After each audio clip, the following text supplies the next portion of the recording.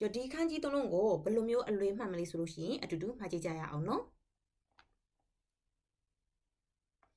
ဟဲ့ဒီခန်းကြီးလေးကကြတော့ तू ကတိုပြီးမှတိုဘူးပြန်တန်းဒီပေါ့နော်ပြန်တန်းဒီဆိုလို့ရှိရင် तू ကအစိတ်အပိုင်းနှစ်ခုနဲ့ဖွဲ့စည်းထားရဲကွယ်ပထမအစိတ်ပိုင်းတစ်ခုကကြတော့ဒီဟာလေးနဲ့ဒီဟာလေးနော်ဒီတော့နောက်အစိတ်ပိုင်းတစ်ခုကကြတော့မင်းသားဆိုတော့ဒီဟာလေးကိုလေ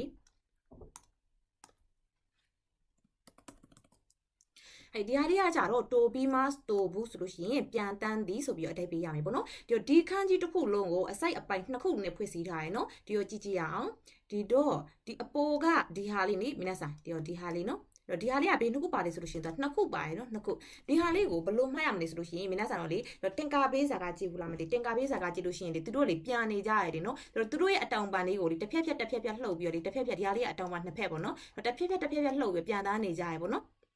်ဒီဟာကကြတော့လိုက်ပြလေးပြန်တန်းနေရဖြစ်လေအတောင်ပံလေးကိုတစ်ဖက်လှုပ်ပြီးပြန်တန်းနေကြတယ်မြင်ရလားဒီဟာအတောင်ပံလေးကိုတစ်ဖက်လှုပ်ခန့်နေရလေငှက်ကလေးတွေဆိုလို့ရှိရင်လေအတောင်ပံလေးတစ်ဖက်လှုပ်ပြီးပြန်တန်းနေကြလေအဲ့ဒီတကြောင်ဒီဟာကိုအတောင်ပံဆိုပြီးမှတ်မယ်နော်အတောင်ပံနှစ်ဖက်နော်ဒီဟာကကြတော့လူဒီဟာမြင်လို့ရှိရင်လူဟီတိုဆိုပြီးမှတ်မယ်ပေါ့နော်ဟီတိုလူဒီဟာကကြတော့တစ်1 ichi ni sa ရဲ့တဲ့ပေါ့နော်ဒီတော့လူတယောက်ကိုနေပြီးတော့လေဒီကအတောင်ပါ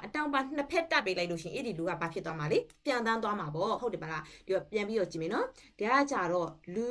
လူတယောက်နော်လူတယောက်ကိုနေပြီးတော့အတောင်ပါနှစ်ဖက်တက်ပေးလိုက်မယ်နော်ဒီကကြတော့အပေါ်ကနေပြီးတော့အတောင်ပါတစ်ဖက်ပြီးလို့ရှိရင်အောက်ကနေပြီးတော့အတောင်ပါတစ်ဖက်အတောင်ပါနှစ်ဖက်တက်ပေးလိုက်မယ်အဲ့ဒီအချိန်မှာအဲ့ဒီလူကတိုပြီးမှတိုဘူးဆိုတာပြန်တန်းသွားမယ်နော်တော့ပြန်တန်းနေဆိုလို့ရှိရင်လေမြတ်ဆိုခေါင်းခင်ကြီးကိုပြန်တန်းရမှာပေါ့နော်တော့ခေါင်းခင်ကြီးရှိတဲ့နေစီကိုပြန်တန်းမယ်တော့ခေါင်းခင်ကြီးစီမှာဘာရှိလဲမြတ်ဆိုနေမင်းကြီးရှိရနော်နေမင်းကြီးရှိရဒီတော့ he နေမင်းကြီးကို he ဆိုပြီးပြောမယ်နော်တော့သူရဲ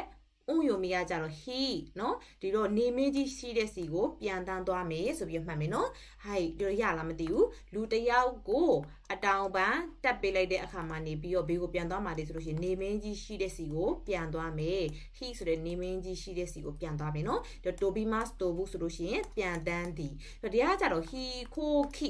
ဆိုလို့ရှိရင်ဒီဟာကလေ ki ကင်မင်းနဲ့စစ်ပစ္စည်းဒီဟာကြတော့ဆက်နော်နောက်တစ်ခါသင်ရမှာနော်ဒီတော့ဆက်ပြီးတော့လေမင်းကကားတွေ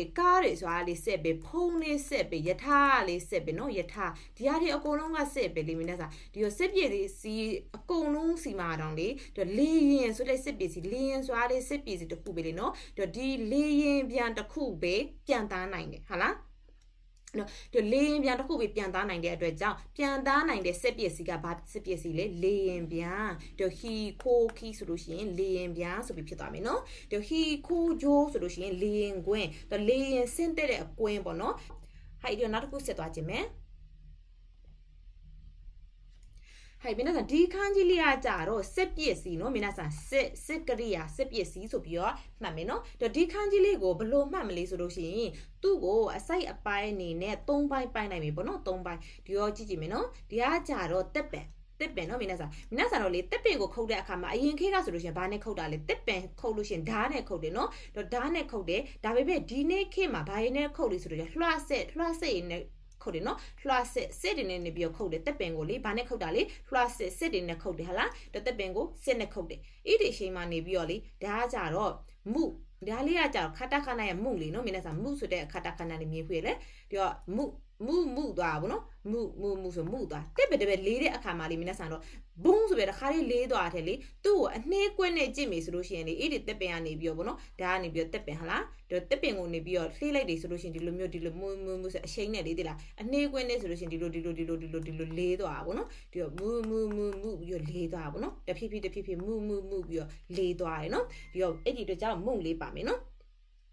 ်ပြီးလို့ရှိရင်အောက်ကဟာလေးကကြတော့ဒီဟာကကြတော့လေလှီးသည်ဖြတ်သည်ဒီဟာကကြတပိုင်းဖြတ်လိုက်တယ်လေနော်တပိုင်းဖြတ်လိုက်တယ်အဲ့လိုမျိုးဖြတ်လိုက်တာတပိုင်းဖြတ်လိုက်တယ်ဆိုတော့တက်ပင်ကိုဖြတ်လိုက်တဲ့အချိန်မှာနေပြီးတော့တက်ပင်ကမှုပြီးတော့လေးသွားတယ်ပေါ့နော်ဒီဘာနဲ့ဖြတ်လိုက်တာလဲဆိုလို့ရှိရင်လွှားဆက်နော်ဆက်အဲ့ဒီတော့ကြောင့်ဒီဟာကိုခိဆိုပြီးမှတ်မယ်နော်အကုန်လုံးသူ့ကိုခိဆိုပြီးမှတ်မယ်နော်ခိဆိုတဲ့တက်ပင်ဆိုတဲ့ခန်းကြီးလေးပါတဲ့အတွက်ကြောင့်လေခိဆိုပြီးဖြစ်သွားတာနော်ဒီတော့တက်ပင်ကိုဓာတ်နဲ့လှီးလိုက်တဲ့အခါမှာနေပြီးတော့တက်ပင်ကမှုပြီးတော့လေးသွားတယ်နော်ဒီဟာကိုစစ်ပစ္စည်းဆိုပြီးမှတ်မယ်နော်ရလားဟီခိုခိဆိုလို့ရှိရင်ဒီမှာလေးလေးရင်နော်ပြန်တန်းလို့ရတဲ့ဆဲကပါဆက်လေးလေးရင်ဒီ ဒီတော့ခိကင်ဆိုလို့ရှိရင်စစ်ပစ္စည်းသူကကြတော့ကြီးမားတဲ့စစ်ပစ္စည်းရေပေါ့နော်ကြီးမားတဲ့စစ်ပစ္စည်းခိကင်ဆိုလို့ရှိရင်စစ်ပစ္စည်းကိုသုံးမယ်နော်ခိကင်တော့ဒီမှာတစ်ခုမှတ်ထားရမှာကြတော့အရှင်းမှာလေးခိပါရနော်နောက်မှာလေးခိပါရနော်တစ်ပင်ဆိုတဲ့ခန်းကြီးနှစ်ခုလုံးမှာပါရနော်တော့ခိကင်ဆိုလို့ရှိရင်ဒါစစ်ပစ္စည်းနောက်တစ်ခုကကြတော့လေမင်းသားစားဒီအောက်ကခိကင်ပေါ့နော်ဒီအောက်ကပါတဲ့ဒီခိကင်လေးကကြတော့အခွင့်အရေးနော်ဒီဟာလေးကကြတော့ तू ကအာအီမတ်အာဥတွဲဆုံသည်ဆိုတဲ့ခန်းကြီးလေးနော်အာအီမတ်အာဥတော့စစ်ပစ္စည်းနဲ့တွဲဆုံခွင့်ရတယ်ဆိုတာဘာလို့လဲအခွင့်အရေးရှိလို့ပေါ့အရင်ခေတ်ကဆိုလို့ရှိရင်စစ်ပစ္စည်းမရှိခင်ကဆိုလို့ရှိရင်လင်းနေပြီးလောက်ရတယ်လေဒီတော့စစ်ပစ္စည်းနဲ့တွဲခွင့်ရတယ်ဆိုတာဒါအခွင့်အရေးကောင်းလို့လေနော်တော့ခေတ်ကောင်းမှရောက်နေလို့ပေါ့နော်အဲ့ဒီတကြောင်အခွင့်အရေးခိကင်တော့ဒီခိကင်ကကြတော့စစ်ပစ္စည်းစိတ်ရန်တရားတွေနော်ဒီမှာနှစ်ခုလုံးမှာတက်ပင်ဆိုတဲ့ခါကြီးလေးပါမယ်နော်တတိလေးထားမယ်ဟိုင်နောက်တစ်ခါကျတော့စင်တာကူခီဆိုလို့ရှိရင်အဝတ်ရှိုဆဲစင်တာကူရှိမဆိုလို့ရှိရင်အဝတ်ရှိုဒီသူ့ရဲ့နောက်ကခီလေးပေါင်းလိုက်လို့ရှိရင်စင်တာကူခီအဝတ်ရှိုဆဲတော့ကိုပီခီဆိုလို့ရှိရင်မိုက်တူကူတဲ့ဆဲနော်ကိုပီခီဆိုရင်မိုက်တူကူဆဲဟိုင်နောက်တစ်ခါကျတော့ဆိုရခေါင်းကင်သူကကျတော့ဆိုရခေါင်းကင်နော်ဒီခန်းကြီးလေးကိုဘယ်လိုမှတ်မလဲဆိုလို့ရှိရင်ဒီရောမှတ်ကြည့်မယ်နော်ဒီအပေါ်ကကြတော့ဒီဟာအမိုးပေါ့နော်ဒါကကြတော့လမ်းလျှောက်နေတာဒါခြေထောက်လေးရဲ့နဲ့လေလမ်းလျှောက်နေရမမြင်ဘူးလားခြေထောက်လေးနှစ်ဖက်ခြေထောက်လေးနှစ်ဖက်နဲ့လမ်းလျှောက်နေနော်လမ်းလျှောက်နေဒါကကြတော့အိုင်ဆိုတာကျွန်ုပ်ဟုတ်လားကျွန်ုပ်အိုင်ဒီတော့အိုင်ကျွန်ုပ်ရဲ့အပေါ်မှာနေပြီးတော့လေကျွန်ုပ်ရဲ့အပေါ်မှာလူတယောက်ကလမ်းလျှောက်နေဒါကကြတော့ဘယ်သူလေးဆိုနတ်သမီးနတ်သားဆိုရင်ဖတ်တာပေါ့နော်နတ်သားလေးတယောက်ကနေပြီးလမ်းလျှောက်နေပေါ့နော်ခေါင်းငယ်မှာဘယ်နာမှာလေခေါင်းငယ်မှာနေပြီးတော့လမ်းလျှောက်နေဟုတ်လားအပေါ်ကနေပြီးတော့လူတယောက်လမ်းလျှောက်နေတာမှတူလားတော့ကိုရဲ့အပေါ်ကခေါင်းငယ်မှာနေပြီးတော့နတ်သားတယောက်လမ်းလျှောက်ပြီးသွားနေရပေါ့နော်ဒီတော့အဲ့ဒါဆိုလို့ရှိရင်ဆိုရခေါင်းငယ်တော့ခေါင်းငယ်မှာဘာရှိလေမင်းသားခေါင်းငယ်ကအခွန်လေနော်ဒီတော့ခေါင်းငယ်မှာ